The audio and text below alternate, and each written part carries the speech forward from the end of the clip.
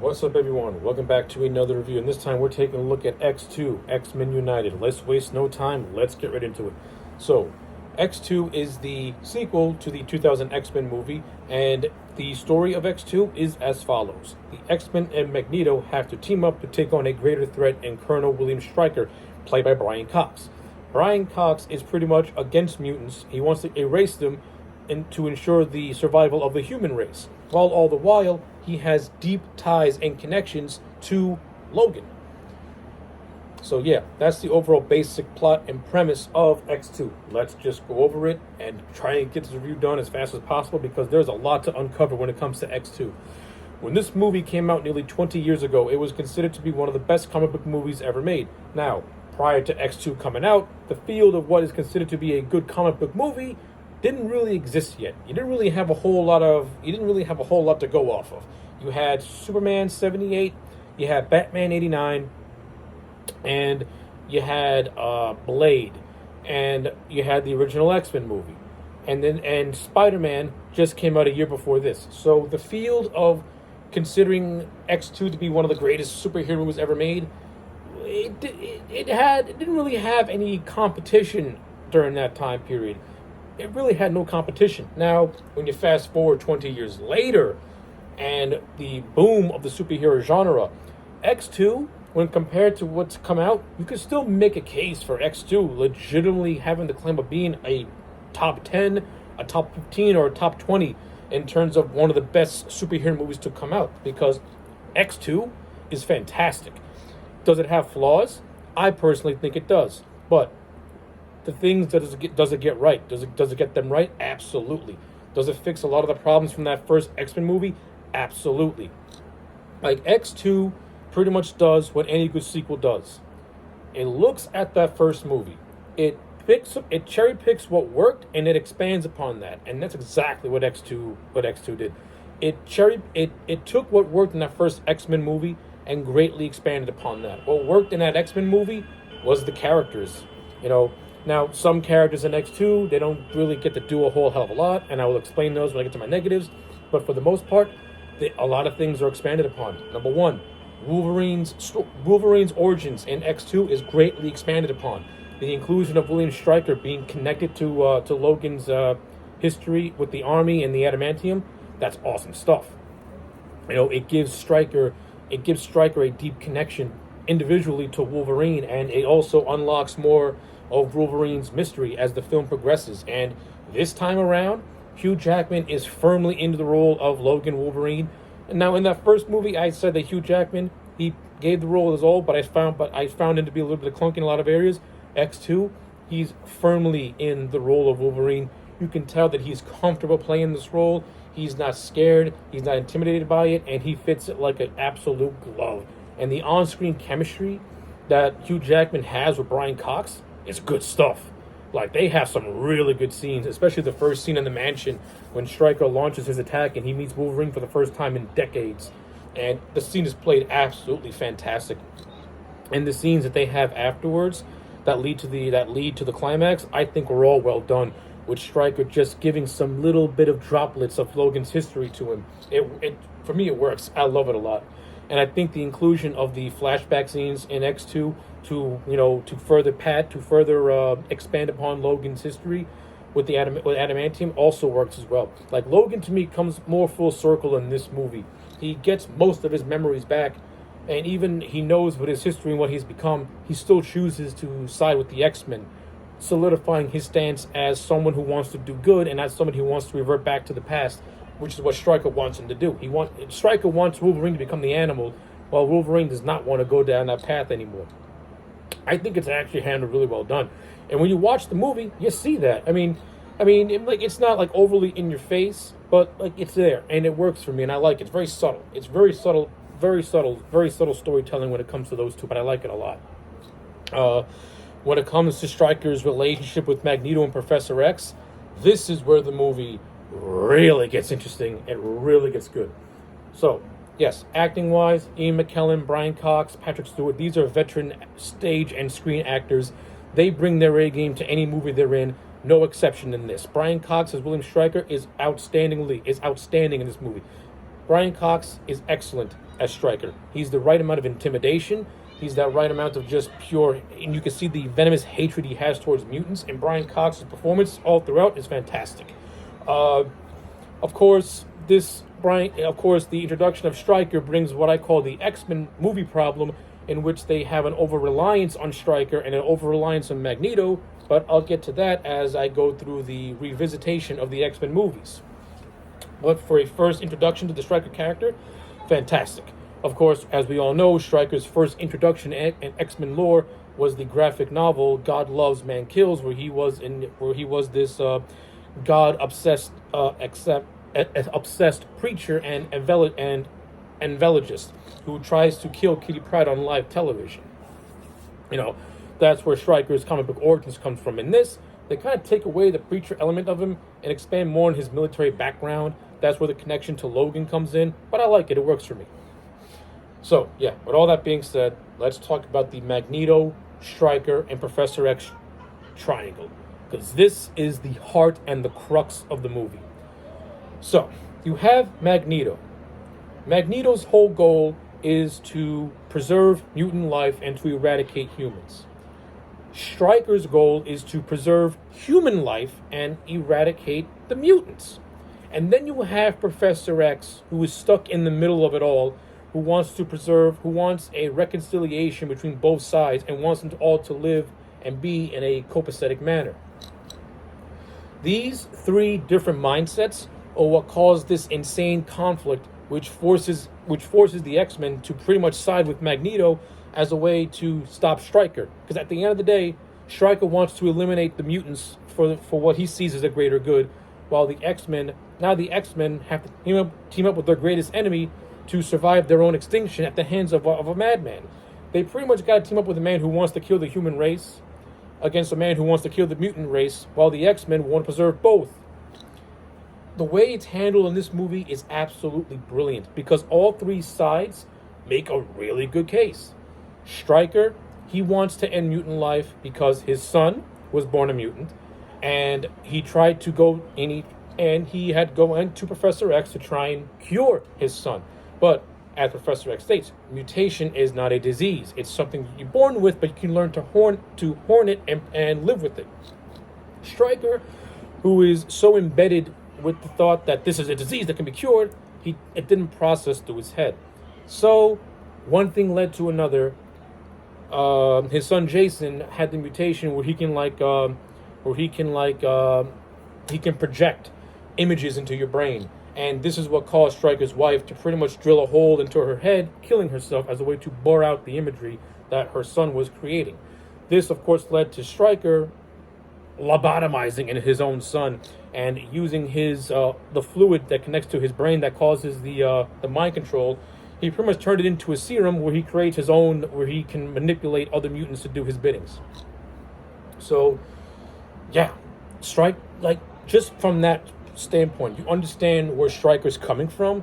Now, obviously, you don't agree with it because he's going about it in a more genocidal way, but you understand his character. You understand what to him, his life was destroyed because the mutation disease affected his family to the point where he lost his son and he lost his wife. You have Magneto, on the other hand, who knows what it's like to be on the brink of extinction with his people during the Holocaust. You have Stryker, who is pretty much no different than, let's say, Adolf Hitler. So Magneto wants to stop him. And then you have Xavier, who just wants to stop both of them. He wants to stop Magneto from killing humans, and he has to stop Stryker from killing mutants. And Magneto and Xavier is pretty much the balance between the two sides. Perfectly done, beautifully written. The on-screen chemistry with all three of these actors, I think, is fantastic. Xavier and Stryker have really brilliantly written scenes. I think this movie should have had more scenes with Magneto and Stryker, but in the few scenes that they do share together, it's riveting stuff. And McKellen and Cox, they're such professionals and such fantastic actors. They bounce off each other so well. I got nothing bad to say about these three veteran actors. They're fantastic in this movie. 20 years later, their story and their performances still hold up perfectly. So yeah, that's my thoughts on that. Awesome stuff. Stryker is a fantastic villain and the best follow-up to Magneto. Stryker is basically the human version of Magneto and is done brilliantly. Of course, you have the returning cast. As I mentioned, you have Hugh Jackman, who kills it as Wolverine in this movie. You can tell that he's more comfortable in the role.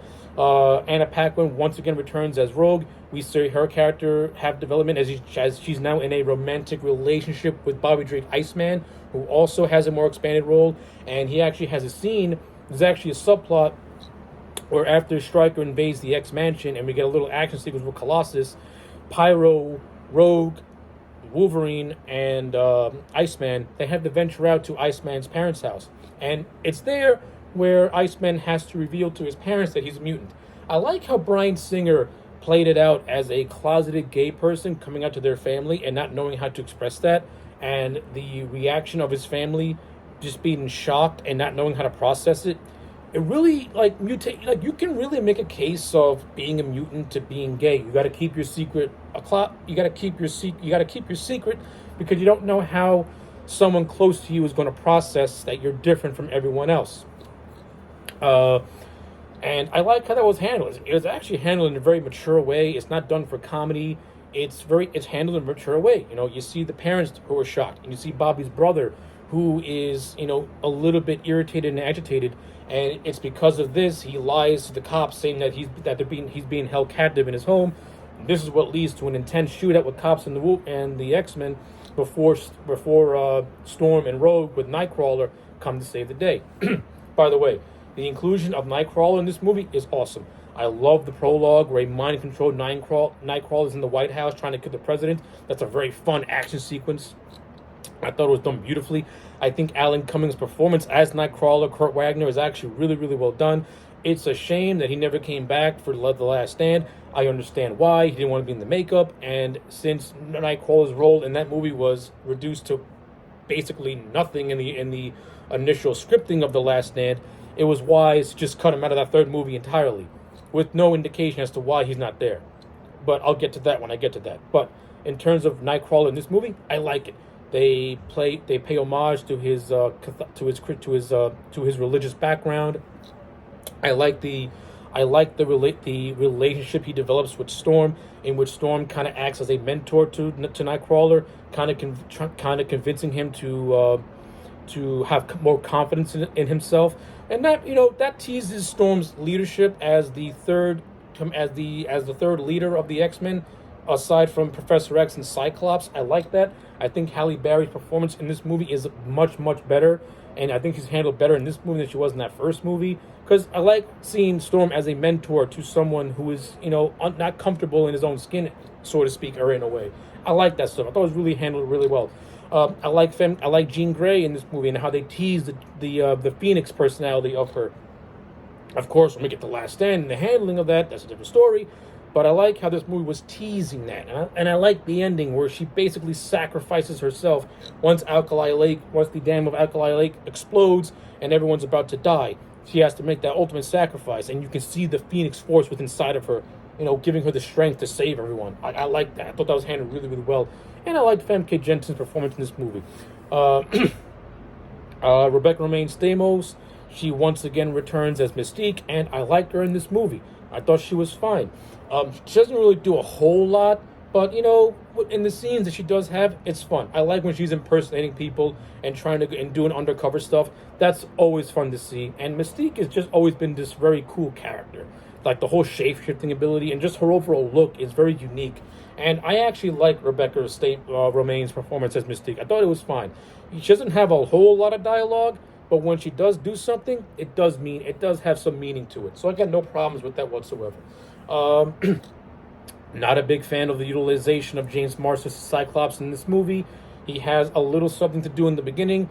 He's completely gone in the middle part of the movie, and then when you get to the third act, he's pretty much being mind controlled by Stryker trying to kill Jean, Magneto, and Mystique until he's finally knocked out of it. Like, I don't understand why they always gotta snub Cyclops in these movies. Like I said, the best portrayal of him up to this point was the first X-Men movie. This X2 was the beginning of the underutilization of Cyclops, not really getting a chance to expand upon the character, because Cyclops is an interesting character. Like, he's someone who has to struggle with being the field commander of the X-Men, and also has to struggle with pretty much being Professor X's star pupil, almost being favored over everyone else. Like seeing Cyclops struggle with those things in his life, like pretty much being the adopted son of Professor X. There's so many cool things you could have done with the Cyclops' character in the initial movies, and you don't even attempt to even explore those things. You tease and hint at it, but you don't explore. And as a result, a talented actor like James Marsters is really wasted in a role that you could do so much with. It's a shame. It really is a shame. You also have Kelly Yu, who plays Lady Deathstrike. She's just his heavy. She does absolutely nothing. She barely has any resemblance to her comic book counterpart and her history with Wolverine. The only connection is she has adamantium within her, and it can give her long claws. And her and Wolverine have a semi-entertaining fight scene that's cut way too short near the end of the movie. But no, that's that. But and then again, you have, and like I mentioned earlier, Colossus in this movie, he has a cool scene, but after he helps save the kids at the mansion, you don't see him again do anything of note, to be honest with you. He's just held prisoner. Like, for every good thing X-Men X2 does, there's certain things that, you could have done. You could have done more expansion on this. You could have done more with that. But I do like the teasing of Mystique and Nightcrawler, knowing their comic book histories, and that Mystique is Nightcrawler's mother. This movie throws a subtle hint at that without actually going full force with it, which I did enjoy. It's a nice callback to their comic book history, which I got no problems with. In terms of the action sequences and special effects, everything this time around is much more refined. It looks much more crisper. The action sequences in this movie is fantastic, with the best to me being the invasion of the X Mansion, which is a phenomenal set piece and is brilliantly done. And also the entire third act at Alkali Lake is oozing with suspense and tension, and that's where the movie really starts to pick up on. And that's where the movie, which already has a steam to it, it picks up even more steam with that. And then you have other scenes peppered all throughout the movie, which I thought was really well done too. Especially when Magneto escapes the plastic prison, and McKellen has these fantastic theatrical mannerisms that he does when he kills the guard, absorbing the metal from his body after the guard was tricked by Mystique into drinking alcohol that allowed him to have the iron in his body. I thought all that stuff was really well done and was fantastic. And I also like how they handled Pyro and his turn to join Magneto as opposed to staying with the X-Men with the iconic line of "You are a god amongst insects," which kind of gives Pyro a little mini god complex, knowing that someone of high stature like Magneto says that Pyro is pretty much a god amongst everyone else, and that's what convinces him to join Magneto, which is what I enjoy, which is what I like. And I also like the little pseudo triangle that the movie kind of sort of almost teases that with Pyro, Bobby, and Rogue. It doesn't really go that way, but it does tease a little something like that. But X2's subplot is mostly Pyro's journey to joining Magneto, which I thought was done in a really, really cool way, and was not overly complicated. So I appreciate that tenfold. Yeah, I like the death of Jean Grey at the end, how she sacrifices herself. I love how it affects Cyclops. I like how it affects Wolverine. I also like how the President of the United States pretty much agrees to work with the X-Men, given what Stryker almost did to everyone. So I like that. Like, X2 set up what could have been a really good status quo. Now, how they followed up with that in The Last Stand, whether you think it was good, whether you think it was bad, is entirely up to you. But as a standalone movie, I think X2 is fantastic. It's still a great movie. Despite my qualms with it, it still holds up as one of the better comic book movies out there, especially up to the time of this movie's release. So, with all that being said, I'm going to give X2 I'm going to give this movie a solid 8.5 out of 10. Fix up a lot of things, give some characters some more expansion, and this movie could have been, to me, at least a 9 to a 10. But I'm going to give it an 8.5 out of 10. A better movie than the first. Does a lot of awesome and cool things, but I have some personal problems with it that could have easily been fixed. So yeah, those are my thoughts on X2. Let me know yours in the comment sections down below. Like the video and subscribe, and I'll check you back next time for more.